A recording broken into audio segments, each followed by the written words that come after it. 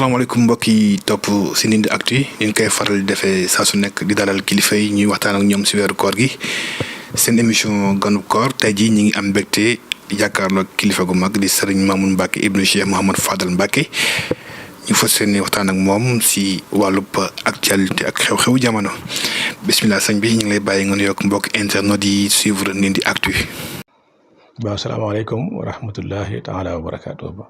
أعوذ بالله السميع العليم الباقي القديم من الشيطان الرجيم بسم الله الرحمن الرحيم الحمد لله وحده والصلاة والسلام على الهادي الأمين سيدنا وحبيبنا وشفيعنا محمد وعلى آله وصحبه وخديمه وأمته وسلم تسليما barkeb Cheikh Ahmadou Fadal asalaamaaleykum wa rahmatullahi taala wa barakaatu. jërëjëf sëñ bi suñu yóbbu sell boobu noonu fi ñuy tàmbalee rek sëñ bi mooy wàllub xew-xewu jamono li fi mujj mooy gis nañu ni koor gi dañuy baaxoo jox cër diine si télévision yi. waaye tamit dañuy baaxoo di woo lenn si waxtaankatu tarixa yi waaye daa mel na ni sa cappaandaw la day am jur ay xéeroo ak ay ŋaayoo li fi mujj ñëpp xam nañ ko kenn bëggu see dellu si coow lu am si diggante xëy na ay nit ñoo xamante ni dañoo jàpp ni dañoo suufeel seen pas-pas ba tax ñuy tëkkoog yooyu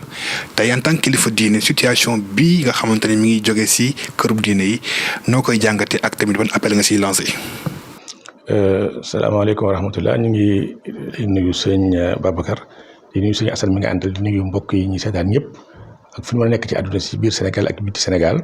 leen ziaret leen ndokkeel ci weeru koor te di ñu nekk leen ci balu ak leen baal ak te ñaan leen ci jaamu yàlla lépp yàlla na ko yàlla nangu ci barke bi Yonent bi sallallahu alayhi wasallam barke sëñ Touba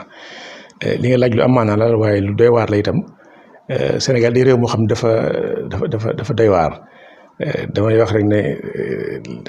dañoo war a jël mbir yu bëri di ko teg suñ kanam ku wax ku nekk rek ak fay waxee la yonent bi waxoon sallallahu alayhi wa sallam rek ne man kaana yuminu billahi wal yawmil axir falyaqul xayran aw liyasmut ku gëm yàlla gëm bis bu mujj ba da ngay wax lu yiw mbaa nga noppi ñiy wax ñëpp bëgg lu baax tax ñuy wax bëgg lu yiw tax ñuy wax waaye Sénégal dafa neexut a waxee da ngay jël rek kon bayit lu mel ne bayit ba suñ bay jaxate waxoon rek ne sooy wax na ngay peese say wax peese mbooleem ña ngay waxal te peese ña koy dégg ak ña koy xool a dégmati na ngay peese say wax peese mbooleem ña ngay waxal te peese ña koy dégg ak ña koy xala dégmati nit ñi dañoo doy waar te mën a gaaw a dëkk nit fu mu dëkkul te it dafa am suñu benn mbokk mu baax mu waxoon ne mën naa ko tudd sax monsieur Abdoul Aziz Al Amin yàlla na yàlla yokk leeram doon suñu xarit du suñu wëleer du suñu mbokk daan wax ne waajur mu tedd suñu Babacar Si daan wax ne nit ku ko xeebal ñett mi yaa ko tooñ du xeeb sax waaye waxin la mais nit ki ku ko xeebal sëriñam yaa ko tooñ nit ki ku ko xeebal bisam yaa ko tooñ nit ki ku ko xeebal soxlaam yaa ko tooñ xëy na yu bari sax du xeebal kenn yëfam waaye wax dafa doy waar te am baat yu xaw a gaaw a rëcc bu ko defee rek kenn ku nekk bu fekkoon ne la nga am te ngay tàmbalee yem ci rek jàmm di daan ñooñu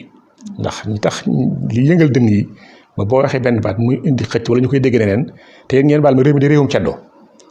moo xam ne ñi dañoo gaaw ci taw yi ay wax dañoo gaaw ci xëcc ay wax da ngay wax jublu ci lu baax wala jublu ci ak defar wala jublu ci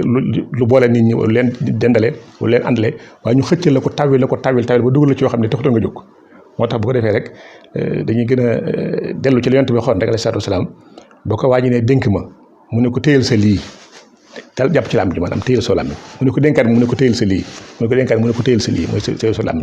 làmmiñ dafa mën a defar lu bari waaye mën a yàq lu bari te dama yaakaar ne wax ju ci bari la ko yëkkati lu rafet la lu baax la waaye xëy na nañ koy déggee ak nañ koy utiliser loolu rek moo ci indi yooyu yëpp waaye yaakaar bu ne ka ko waxoon yàqale ci woon mbaa tuutal mbaa sobental mbaa wàññi déedéet ndax ñooñu ñu ngay tudd ñu ngi juñ ci bari xam naa leen xam naa ki wax xam naa ña tontu xam naa fa ñu bari jéggalu sax mu dina am foofu waaw jéggalu mu dina am lépp jàll ci jàmm dama yaakaar ne dafa am ñoo xam ne yàqale neex ak jaxasee nit ñi ak yëngal dënn yi ndax Sénégal affaire tarix ak kër sëriñ yi dafa sensible ba nga xam ne lu ci yëngal dënn yi dafa yomb bu ko defee da ngay benn wax ñu dindi ko parce que ki wax ji nee na ma dañoo jël photoom dañ la ko photo kilifa la mu waxoon lépp ñu tànn ci ay baat rek daal koy def montage fekk na moom jubluwul ci loolu ci contexte bu yaatu la ko doon waxee waaye ñu tànn ci lenn rek xam nga yooyu ay jeu la yu xew yoo xam ne yu ma di moytu la yu ma di tey la ndax Sénégal damay wax ne réewum jàmm la réew mi dafa tuuti ca xat damay wax ne Sénégal ku fi wax mbaa ngay def booy ba nga wax lu baax ndax koo fi gis rek sa mbokk la mbaa muy sa mbokkum mbokk wala muy sa xarit mooy sa xaritu xarit ndax réew mi dafa tuuti te ñun ñëpp ñoo ko bokk kon gannaaw ñoo bokk li ñu bokk nag te mënuñu ko séddoo li sax laa daan wax rek ay nit bu ñu séddoo loo xam ne mënuñu ko séddale dañuy rafetal bokkin wa te loolu ay nit bu ñu bokkee loo xam ne mënuñu ko séddoo mënuñu ko séddale kenn mënu ko jël bàyyi sa morom dañuy rafetal bokkin wa te loolu mooy réew mi loolu mooy deret yi ñu bokk loolu mooy diine ji loolu mooy islam bi. loolu leer na macha allah mais contexte bi ñu nekk nii sëñ bi dafa mel na ni tarixa yi dañ see am wàll rawatina mbas mi dugg si biir réew mi ndax njiitu réew mi sollicité na ba tàyyi si ñi ko yor kilifa yi ñu mën a wax ak taalibe yi si lu ñu yëgul waaye dafa am leneen lu amaat mooy bi ñu demee ba ci biir gis nañu ni taalibe yi ñoom jàpp nañu ni tëjub jàkka yi arrangé wu leen parce que dañu war a jaamu yàlla comme ni nga ko doon defee bu ma jëlee exemple gox bu mel ne Touba yàgg nañ di koy ñaxtu. finalement jiitu réew mi dafa teggi tànkam waaye am na yeneen këru diine tamit yoo xamante ne nañu fa nu nekkoon nekk ba léegi duñ dem si jàkka yi ndax coronavirus bi dafa nekk source de division ndax état aussi comme ni ko ñenn ñi waxee dafay diviser pour régner ak loolu lu ci responsabilité kilifa diine yi. Sénégal nag sëñ Babacar xam nga dafa doy waar li ñuy wax damay tooy suñu bopp maanaam damay tooy Sénégal day wax ne Sénégal day réewum pluralité ba pluralité ci lépp war bañ nañ ko ba koor gi bu ñëwee dañuy am plusieurs kumte yu bokkul léegi la ñu am tabaski yu bokkul loolu dañ ko fee tàmmoo te it kilifa diine yi dañ leen a jox cër boo xam ne kenn ku nekk rek mbooloo ba nga jiite ci kanam da nga ciy am da nga ciy bëri sañ-sañ te dañ lay déglu ci lu bëree bëri lii nag yàgg na fi du lu bees te itam état moom nañu ko waxee toujours état moom li koy arrangé lay seet te itam koo xam ne da ngaa jaboote ñëpp foog da ngay maslaa ak ñëpp doo mën a jël yenn sévérité yi day doy waar parce que bu ñu fàtte ne Sénégal état laïque la donc religion affaire privée la donc état bi dana maslaa dana fexe garder ordre public mais nag mënta imposer yenn décisions yi parce que gérer wul religion bi état laïque la état laïque day fu mën a yem dana fexe ba ordre public am sécurité am jàmm am waaye nag du mën a imposer ñu def leen nii wala dox leen nii mën naa joxe ay insignes nag mën naa joxe ay directives waaye nit ñi tam nag si gérer seen diine affaire privée la kenn ku rek yaa xam na nga koy gérer te comme que dans Sénégal di réew moo xam ne diine tarixa yi dañ fi am doole yàgg fi taxaw fi taxawaay bu rafet kenn ku nekk nag ña nga yilif sañ nga leen digal waaye état bi moom day am loo xam suñu ko digle waaw bu ko defee nag noonu rek la mën naka jëkk noonu lay demee ndax itam am na ñoo xam ne même heure julli yi Sénégal boo seetlu bokkuñu ko waaw bokkuñu heure julli te jullee gën di farata julli naafila yi ñu def naafila baax na lool waaye sunna la naafila la waaye julli farata yi sax bokkuñu heure bi ñu koy def te loolu kenn mënu koy imposer loolu kon da ngay xam ne kon gannaaw ay diine affaire privée la noonu rek lañ koy mën a gérer gestion privée da teg ñu yàgg ci état islamique bu fekkoon ne moom nañ ko nga xam ne état islam lay boo xam ne ñi fi nekk islam dañuy appliquer charia di appliquer islam su boobaa ñu mën a wax waaye comme état bi état laïque la day am femme dafa mën a àgg te kilifa diine kenn ku nekk da ngay gérer sa communauté de façon autonome comme sax la constitution bi wax les communautés religieuses dañuy gérer seen mbir de façon autonome état bi dañ leen jàppale dañ leen encadré dañ leen dimbale waaye nag mën leen a gérer ndax état laïque la kon communauté religieuse yi kenn communauté bu nekk sa kilifa moom ngay déglu moo lay wax da ngay def waaw. waaye dama dégg benn imam bu doon wax naan fi mu toll nii kilifa diine yi ñoom amatuñu baat mennum waykay docteur ñoo am baat ci jamonoy mbas mi parce que ñoom ñoo maîtriser la situation loolu est-ce que moom lu yàlla. waaw kilifa diine xam nga dafa am fu ñu mën a yem. moom parce que mënuñoo weesu joxe seen ndigal mënu weesu joxe ay ndigal te ña yilif ndax amu fi genn kilifa diine goo xam ne da ngaa yilif ñëpp ay ñenn nga yilif rek ñeneen yilif leen amu fi kenn goo xam ne da ngaa yilif ñëpp dégg nga li bëgg a wax kilifa diine ku leen dafa am ñoo yilif waaye am ñeneen ñoo xam yilifoo leen ba ci ñoom seen maanu sax da ngay dégg ñuy wax daa ngi jox ndigal ci ñi ma ko sañ a jox di sàkku ci ñeneen ñi ay wëllëre yi ndax kenn ku nekk am na ñoo sañ a jox ndigal waaye am ñoo xam ne loolu lañ toog ne wala joxe ndigal sax dañuy bañ ndax dégluwuñu la te ñoom am nañ seen conscience waat weesu na ci joxe ndigal ku ñu yilifut kon ñi mën a jox ndigal rek mooy ñi yilif bu ko defee ñi yilif nag ci côté ba ñeen yilif dañ leen mën a jox ndigal waaye Sénégal xam nga dafa bëri contradiction bu élection politique ñëwee ñu ne bu kenn joxe ndigal kenn yilif kenn ne toog te bu leen yee ñu ne kilifa dañu joxe ndigal moom koy dañuy ànd wéy ci ndigal saa bu ne mbaa ñu ànd ci ndigal waaye mu ne bu élection ñëwee ngeen nañ joxe bu kenn dugg ku joxe ndigal dañuy bañ ndigal amu ci ndigal xewi na te bu leen xewee ngeen nañ joxe ndigal boobu contradiction xam nga du dex deret teewul ñi daan wéy ndigal ñoom ñu ngi koy wéy ba léegi ñun ñi nga xam ne Sëriñ Muntaxa Mbàkke la ñuy déglu yàlla na fi yàgg te wér lu mu ne def nañ ko moom la ñuy def ba ne jàng nañ alxuraan ba ne jàng nañ xasida jàng nañ xasida ba ne nañuy julli ji te benn dem ñi des toog ñi des benn dem nañ ci des toog ne bi mu ne nañ julli suwaat sàmm bi julli bu ne bu ñeen duggee bu tëjee jumaa ji ñu taxaw buñ tëjee jumaa ji ñeneen taxaw bu ne yeneen jumaa yi nañ ko tëj ñu tëj ko bu ne nañ ko ubbiwaat ubbi nañ ko ñun moom la ñuy déglu kenn ku nekk nag sañ nga déglu ka ngay déglu ku déglu kenn nag bu neexee bañ a déglu kenn Sénégal nag jëkk loolu lay mën a doxee waaw amu fi kenn koo xam ne ñëpp lay déglu amut loolu mosu fi am te yaakaar ma dina fi gaaw am itam ñii dañuy déglu sëñ diw ñi déglu sëñ diw ñi déglu sëñ diw ñi déglu groupe diw ñi déglu groupe diw ñi déglu groupe diw waaye kenn ku mën a joxe ndigal ci ñëpp nag moom amu fi waaw kenn ku nekk rek ña nga yilif sañ nga leen jox si nga gis nga bi président bi waxee danañ ubbi jàkka yi am na ñu ubbi waaye am na ñu bañ a ubbi kon Sénégal yi mel noonu président bi imposé wu ne foog ñu ubbi te mooy chef d'état moo na ne leen ko yëpp waaye nag comme état laïque lay gérer foofu rek lay mën a yem waaw bi nee nañu ubbi nañ tëj itam am nañu tëjutoon waaye taxul mu forcé leen ne foog da ngeen tëj donc kon nga xam ne kon lii si Sénégal moo neexul deret moo neexul deret parce que dañuy dund contraste boo xam ne dafa doy waar parce que 95% wala 98% di ay jullit bu nekk ñuy laïque xam nga loolu day contradiction boo xam ne dañ ko donné ci tubaab yi mais logiquement du lu war a am Sénégal bu fekkee ne dañ ko teg ci règle démocratie bi ngeen di wax démocratie mooy règle majorité kon lu majorité bi d'accord ci lañ war a dox kon damay wax ne Sénégal am na fu ma commencé bindee sax loolu xam ne fii du barabam waaye bu damaa demoon boobu sax ba xaw a sori ba ne Sénégal du dëkk démocratique lu tax parce que mu ne majorité ba démocratie mooy la ci gën a élémentaire mooy fi majorité bi jëm luñ ne lii la ñuy teg ñu xool la majorité bi woote ñu ànd ca te gannaaw Sénégal lañ ne 98-15% wala lu ko ëpp ay jullit lañ kon loi islam la ñu waroon a appliquer mais gannaaw defuñu ko nag dañuy wax ne kon am na côté boo xam ne du état démocratique formellement parlant mais teewul réellement li ñuy dund nag noonu parce que imposé nañu wala doon nañ laïcité. voilà sëñ bi si analyse bi nga def nii est-ce que jotul bu ñuy defati tëggati constitution ñu impliqué si la diversité rawatina aussi le socle mën naa wax ni si dundub Sénégalais yi mooy les confréries parce que boo xoolee ni ñuy doxee dafa nekk en déphasage avec réalité dëkk bi kon jotul ñu mën a impliqué comme ni ko waa Iran defee ñi yor mbooloo. pour ñu mën doxal suñu ëllëg. waaw loolu de mooy idéal bi. waaye dama xamul ndax ñun danañ ko ñemeem déet ndax xam nga ñun Sénégal lañ nekk Sénégal ci état post colonial suñu état dañ ko donn ci tubaab yi xam ne pour ñoom li ñuy wax état nation ba léegi saxagut ci nit ñi dëgg pour ñun état bi ba tey force extérieure la bu ñu imposé parce que dañuy jàpp rek ne ci mentalité populaire état bi prolongement état français la. donte indépendance am na fi ay Sénégal koy diriger ay institution ngi fi ay président ay président national di lii la institution d'accord indépendance am na waaye day mel ne ci mentalité nit ñi yëf yi prolongement état colonial la pour ñoom force nguur la buur dañ koy wax ne buur du mbokk xam nga boobu waxee mooy kon buur jàmbur la boo xam ne dafa ñëw imposer ñu boppam te buur mbokk la ndax ñi ko jiite fi ne ay doomu Sénégal lañ damay wax ne li xamal ne Sénégal islam fi wér te moo sax ci nit ñi damay wax ne boo doon xool institution yi fi nekk bëgguma dugg ci politique sax waaye seetlu la rek ci kaw institution yi fi nekk Sénégal ñi koy gérer boo xool seen i tur Mouhamadou Moustapha ngay gis Mouhamadou Makki tur la ci tur Yonent bi sallallahu alayhi wasallam am na sëñ fi am premier ministre Mouhamadou Ibn Abdallah am nañ fi Aminata Nangam Mouhamadou Moustapha tur yooyu nga xam bépp tur Yonent bi la kon nga xam ne réew mi réew Yonent bi la alayhi salaatu wasalaam waaye li ñuy dund nag ak li war a am dafa bokkul kon loolu moo lay xamal ne rek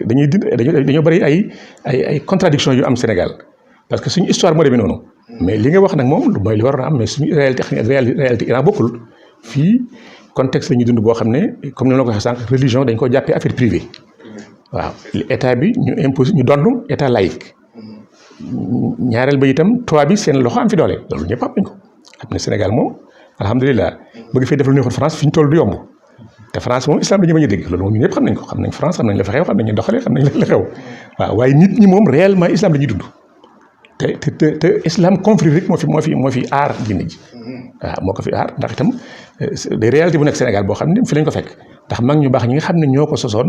li taxoon ñu sos ko mooy rawale seen diine mosuñu wax kenn kaay topp ma mosuñu wax kenn kaay wuyu si ma mosuñu wax kenn bàyyi li nga ne kon fekk si ma nit ñi ñoo xoolal seen bopp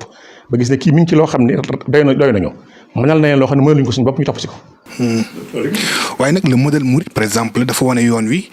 si wàllu émancipation de la communauté parce que daanaka boo xoolee basé wuñu si dara ñoom daanaka lépp ñoo koy defal seen bopp est-ce que tey tamit jotul ñu calquer dëkk bi ni muy doxee si modèle bi nga xamante ni moom la Serigne Touba Cheikh Ahmadou Bamba teg. waaw loolu moom mooy idéal waaye nag da di loo xam ne kenn mënu koo imposer kenn man su doon sama sago adduna sëpp dañu nekk murid waxuma la Sénégal waaye adduna sëpp ay murid la ñu doon ba ca tubaab yaag indien yaag japonais yaag ñëpp ñu nekk murid mooy sama doon sama gént fi ne waaye loolu nag gannaaw ak buñ ca nit ñi mën rek mooy tàmbali ci communauté bi ñu yor communauté bi fexe ba communauté bi di dund Sëñ Tuubaa di dund njàngaleem Sëñ Tuubaa di dund doxalinam Sëñ Tuubaa ñeneen ñi ku ne nekk la doy waaye su ma sañoon man ñëpp nekk murid tey waaye loolu mënta nekk fi ne du tee nag ku ne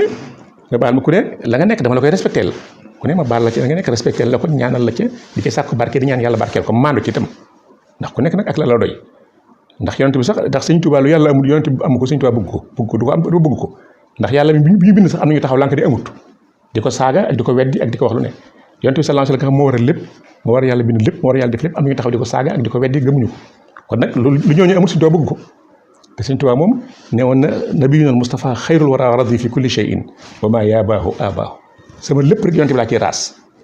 lu may yëngu rek ak lu may dal yonent bi laa ciy raas kon lu yonent bi amul bëgg ko amu ko yàlla amul bëgg ko amu ko te yàlla amul ñëpp topp ko yonent bi amul ñëpp topp kon sëñ Tuubaa du am ñëpp topp ko mukk donte nag li ñu bëggoon mooy ñëpp topp ko ndax léppam njëriñ la fa dur wala wa nafon jaay ndax sëñ Tuubaa mooy li nga xam ne amul benn lor waxuma ne ñoo am lor déedéet sëñ Tuubaa lay wax sëñ Tuubaa amul benn lor léppam njëriñ la te nit ku nite du bañ njëriñam xam ne li ci des mooy ñàkk xam communication bu des waaye sëñ Tuubaa léppam njëriñ la te nit ku nite ku nekk da nga bëgg sa njëriñ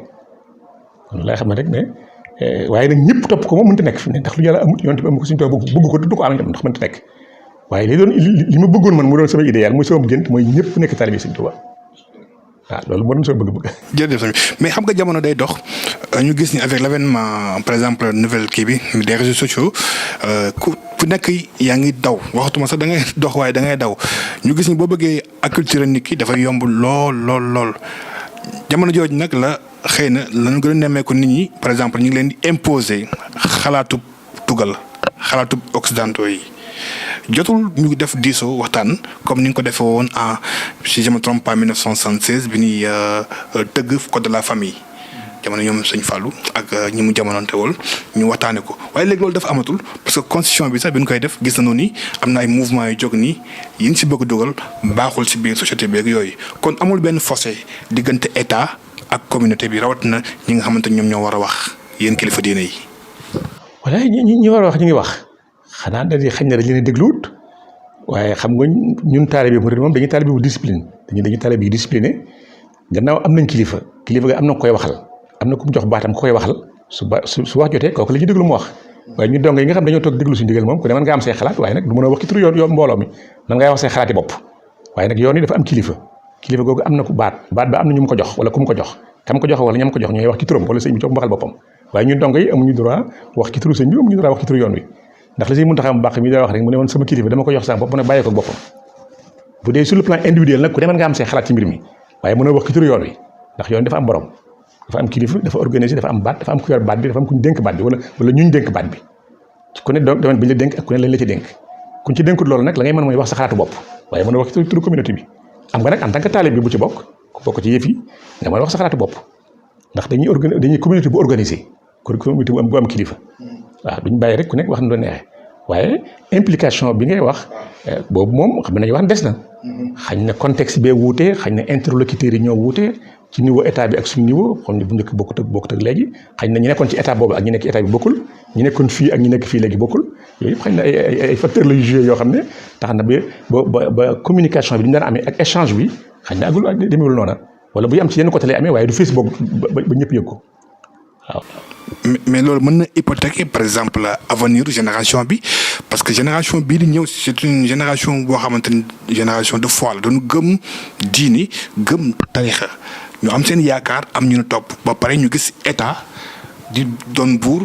di bumi ci seen kaw bëgg leen xañ ñoom en fait seen destinée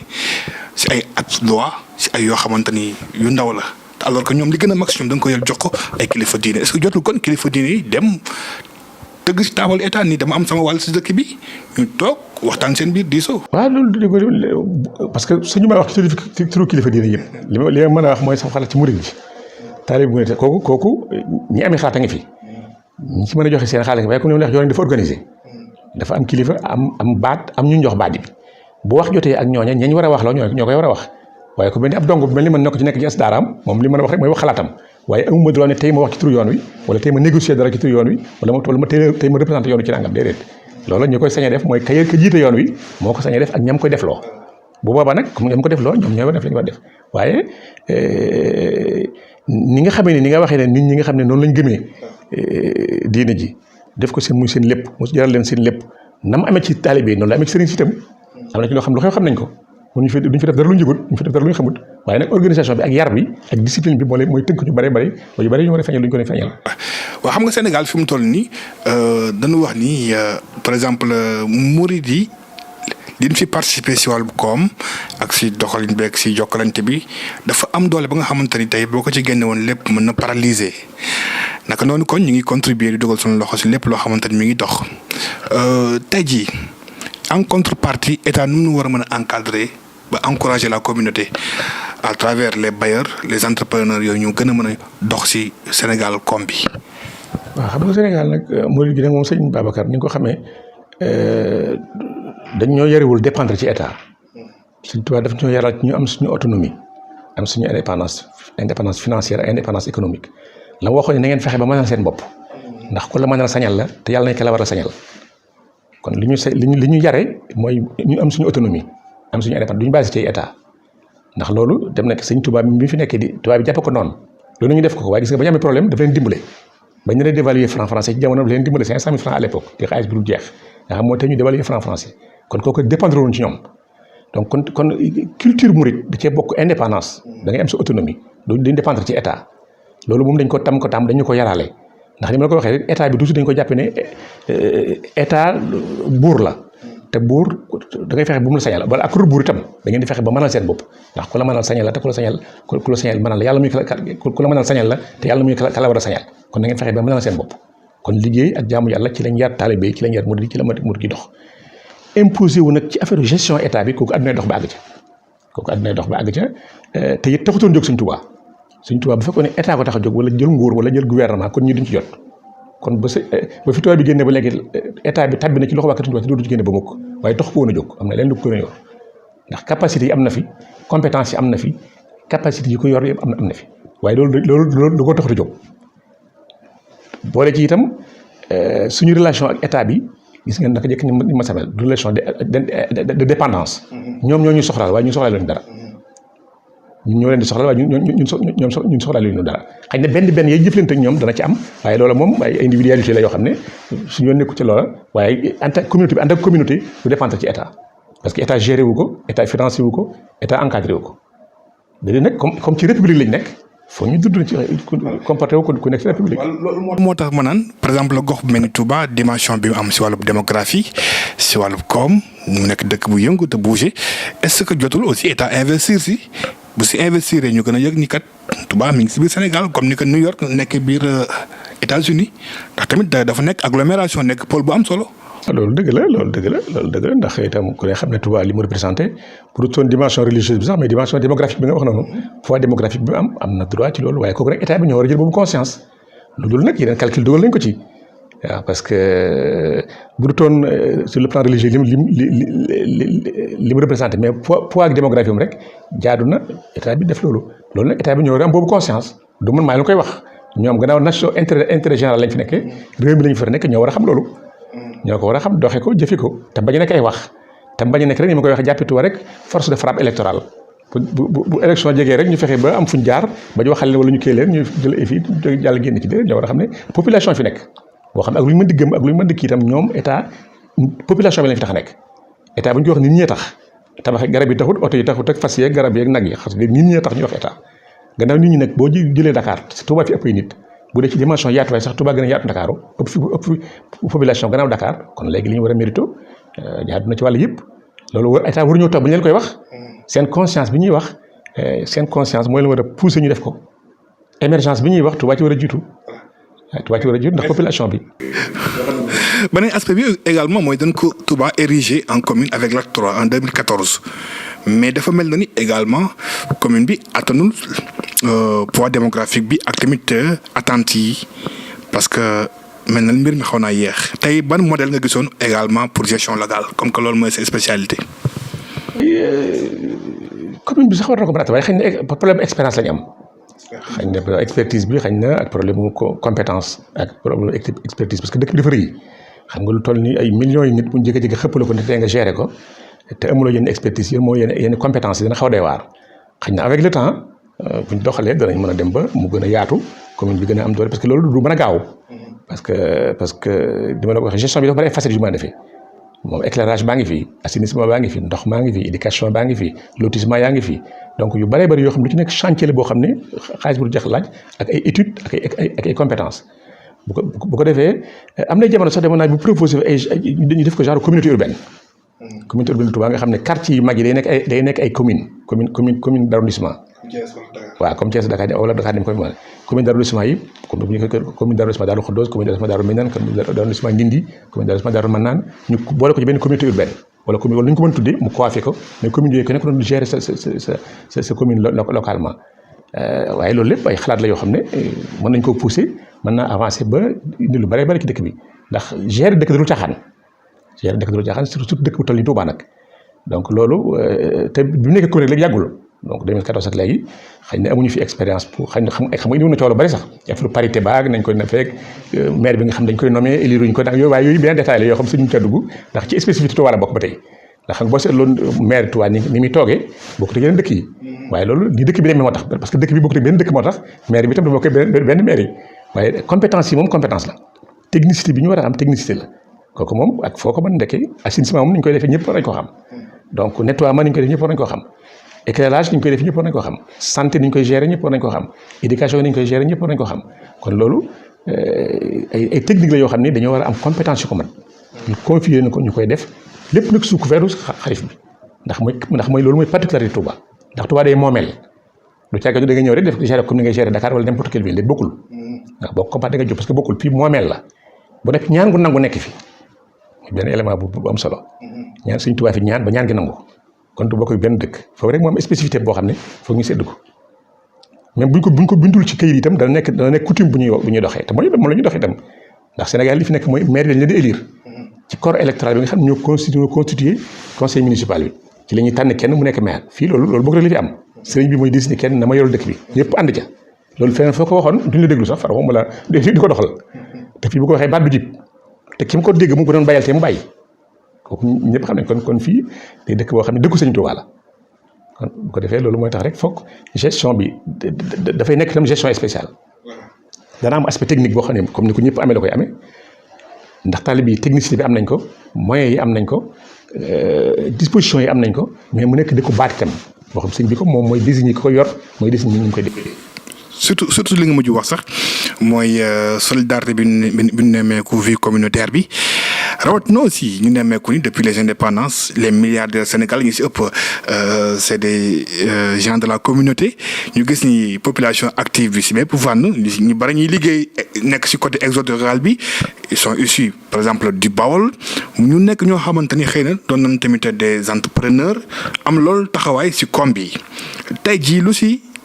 yoon yu mën a profité gis nañu nag ñu ngi liggéey université bi y a des par exemple milliardaires qui se regroupent si benn kii regroupement taxaw ni ñoom ñoo participé tant des commerçants tant est-ce que dañoo war a yem foofu rek est-ce que war ñu def leneen lu gën a yaatu. waaw mën nañoo wax rek foofu lañ jëm waaye rek ñu bëgg si benn lay tàmbalee. dañuy wax ñu bëgg si benn lay tàmbalee xëy na mënuñoo tëb rek àgg foofu ngay wax loolu foofu ngay junj ñun ñëpp lañ bëgg ñu àgg fa waaye xëy na mënuñoo tëb rek àgg fa wàññi bi bu ne ci benn lay tàmbalee. waaye defe naa loolu ñu sumb université bi suñu mën taxaa sumb tamit sore loolu yàlla àgg ak jàmm te ñu fekkee ko te moom itam mu yàgg ko taxaw te ba mu àgg ba mu yokk ci yeneen bu àgg ak jàmm ñu yokk ci yeneen noonu la ñuy def ndànk-ndànk bu fekk ñu àgg fi ñu jëm rek parce que dañu tàmmul ñun dépendre ci kenn xam nga loolu xañ na qualité la mais mën naa nekk itam handicap ci wet ndax li ñuy bañ rek mooy ku ñu dominer wala ku ñu conditionné parce que dañu tàmm indépendance dañu tàmm autonomie loolu suñ bee ñu koy raw na ngeen mu ne woon na ngeen fexe ba mënal seen bopp ndax ku la mënal sañal la te yàlla nañ ka la war a sañal donc kon idée autonomie ak idée indépendance économique indépendance financière boobu ñu sëñ bi tàmmal loolu ci lañ màgg ci lañ yaru ci la ñuy dox donc duñ nangu kenn imposé ñu dara loo xam ne ëllëg day wax ne maa tax ñu tee nangam maa tee ñu def nangam déedéet loolu yoon nangu ko. doon wax tamit sëñ bi ñu ne avenir monde bi mi ngi posé wu si science ak éducation mais dañoo gis ni en fait Touba ñu ngi tabax université mais si base bi est-ce que am na benn fondement boo xamante ni mën nañ fa tànn mu nekk grenier officiel mais pas formel li ma bëgg wax foofu noonu mooy plan d'éducation wala programme d'éducation bu Touba nun ko war a tëggee ba mu méngoo jamono ndax université bi bu paree ña fay jàng mooy sama problème ña fay jàng ñi. xam nga université moom ay programme yu varié la boole na njàngum moderne d'abord njàngum daara dañuy wax njàngum majalis alxuraan ak majalis mooy téere ñuy firi boole na njàngum tubaab moderne itam